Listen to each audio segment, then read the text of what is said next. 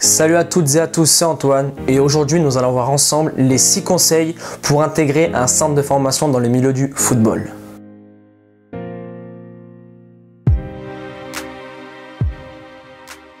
Donc tout d'abord, le premier conseil, ta gestion des émotions. Alors, pour être passé par un centre de formation, la gestion des émotions était un point très important et un critère de recrutement pour les clubs justement, car ils nous le répétaient beaucoup. Gérer ses émotions lors d'une victoire, lors d'une défaite, lorsque le coach ne nous faisait pas jouer, lors des blessures. Tout ça, c'est la gestion des émotions. Par exemple, moi, j'étais une personne qui m'énervait très vite sur le terrain. Dès que je ratais quelque chose, dès que j'arrivais pas à faire une bonne prise de balle sur un plongeon, je criais, je m'énervais. Mais avec le temps, j'ai su gérer mes émotions et tout commençait à rentrer dans l'ordre, mais il faut toujours bosser et bosser. Donc, premier point, la gestion des émotions. Deuxième point, tes états d'âme. Les clubs n'en ont rien à faire. Tu pleures dans ta chambre parce que tu ne joues pas, le coach n'en a rien à faire. Ce qu'il veut, lui, et ce qu'on lui demande là-haut, c'est que les joueurs qui sont en U17 nationaux, en préformation, en U19 ou en CFA, signent pro. Et pour arriver là-haut, il faut être costaud dans la tête. Et les états d'âme, c'est synonyme de faiblesse. Donc, n'aie aucun état d'âme devant le coach. Tous les joueurs ont des états d'âme. Rentre dans ta chambre au centre de formation ou rentre dans ta chambre, tu te tais, tu appelles tes parents, tu leur expliques tes états d'âme, mais n'en parle à personne, car ça va et ça peut te retomber dessus. Troisième point, les réseaux sociaux. Tu fais la fête, tu bois, tu fumes et tu fais des selfies pour la mettre sur Facebook. Ça, c'est c'est une chose fatale, c'est erreur fatale ça. Les clubs, ils voient ça, jamais de la vie, ils vont te recruter. Pourquoi ?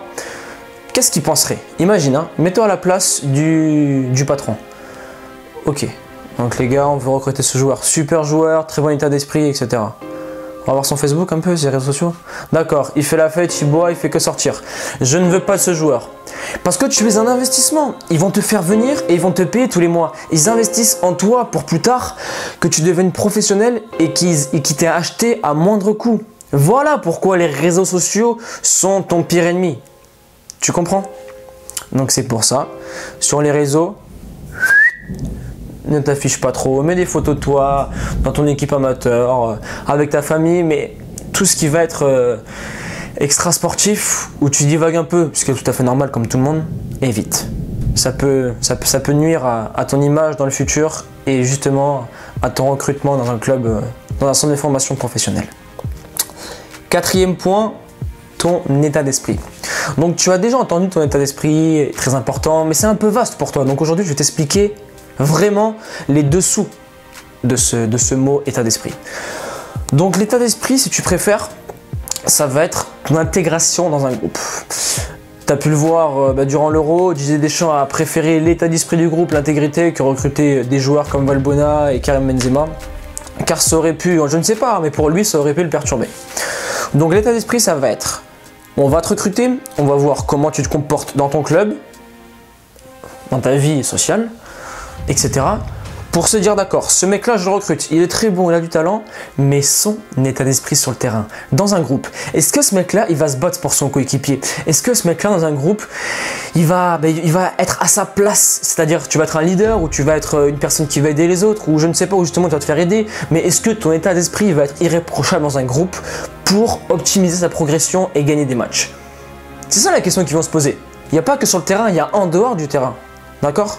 J'espère que tu comprends bien cette notion d'état d'esprit parce qu'elle est très importante. Maintenant, passons au cinquième point. Ton efficacité. L'efficacité, ça va être une chose primordiale pour le footballeur.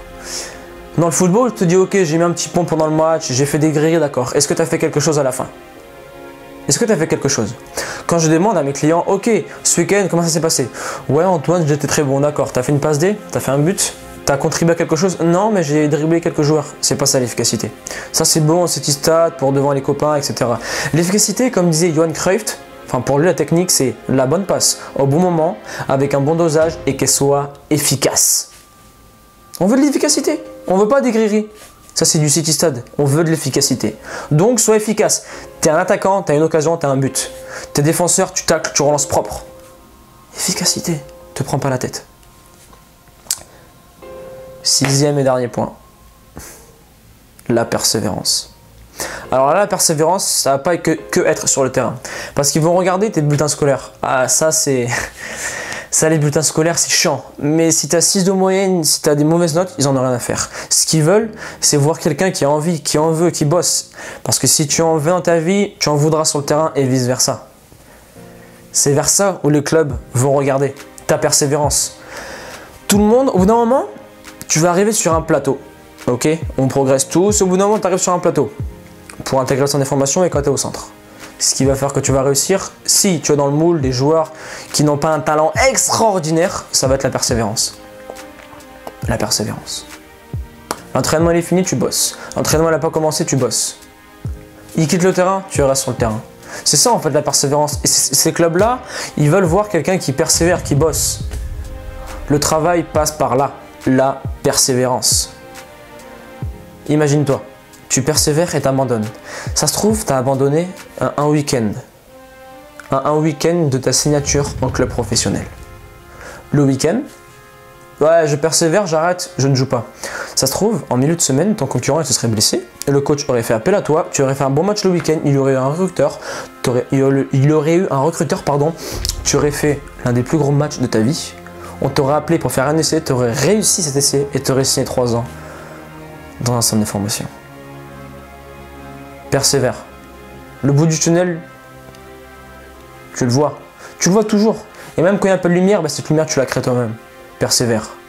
Donc voilà les 6 points et les 6 conseils pour intégrer un centre d'information. On va récapituler tout ça. Gestion des émotions.